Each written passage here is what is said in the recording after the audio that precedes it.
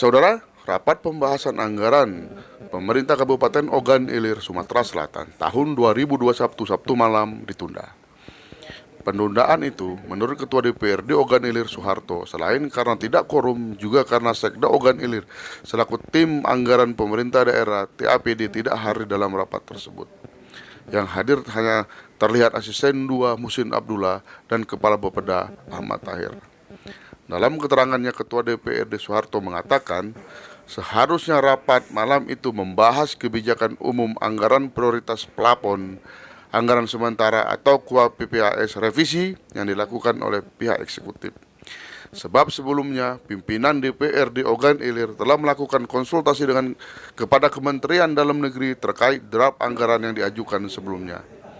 Dalam draft itu Kementerian Dalam Negeri memerintahkan dilakukan revisi terkait ditemukannya adanya pelanggaran, yaitu kewajiban mengalokasikan anggaran 20% untuk pendidikan, 25% untuk infrastruktur dan 12% untuk kesehatan tidak terpenuh. Ketua, jadi bagaimana kesimpulan rapat malam ini, Ketua? Kayaknya tadi tidak quorum, Ketua. Ya, benar, tidak quorum. Tapi kami dari DPRD sudah mulai tanggal 25 September sudah menjadwalkan untuk pembahasan KUA PPAS. Tapi sampai hari ini belum terlaksana. Nah, kemarin bahwa dari pihak eksekutif katanya masih belum siap. Belum siap KUA PPAS karena ada aturan yang baru ini. Karena ada sistem input data. Makanya di situ pihak dari eksekutif kesulitan. Itu. Tapi kemarin kami sama-sama pimpinan konsultasi ke Kementerian Dalam Negeri masalah ada beberapa OPD yang tidak terpenuhi karena itu perintah undang-undang. Di antaranya Dinas Pendidikan harus 20% dan juga Dinas Kesehatan 12%. Dan infrastruktur 25%. Tetapi kemarin dari pihak eksekutif itu tidak terpenuhi. Maka dokumen KUA PPAS itu kemarin pada tanggal hari Sabtu 21 November itu Badan Anggaran dari DPR mengembalikan kepada pihak eksekutif. Nah, pada malam hari ini sampai malam hari ini kami jadwalkan. Tapi malam hari ini sekdanya tidak hadir juga. Jadi artinya kami rapat pada malam hari ini tadi, saya selaku pimpinan menawarkan kepada Badan Anggaran apakah rapat pada malam hari ini kita lanjutkan.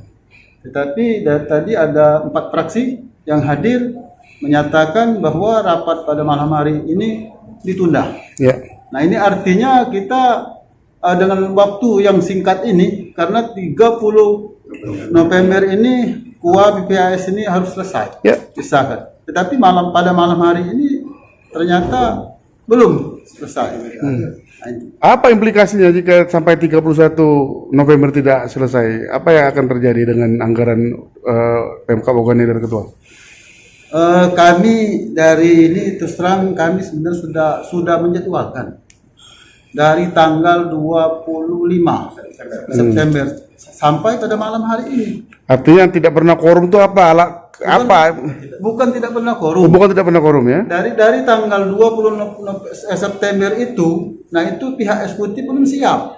Karena pihak eksekutif yang tidak siap. Dokumen itu belum siap.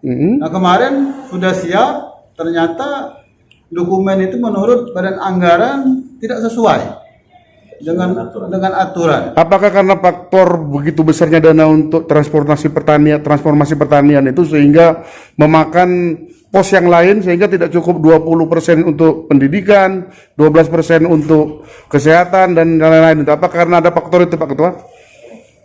Jadi kalau masalah transformasi pertanian itu kan visi misi dari Bupati dan Wakil Bupati. Artinya di pembahasan ini itu kan visi dan misi, artinya tidak ada di dalam RJMD. Tetapi pihak eksekutif bahwa dari Dinas Pertanian itu bukannya transformasi pertanian, cuma mereka ingin menambahkan, membesarkan anggaran di pertanian. Apakah itu tidak tanda kutip melanggar aturan pembuatan anggaran karena kan itu tidak masuk dalam RPJM bahwa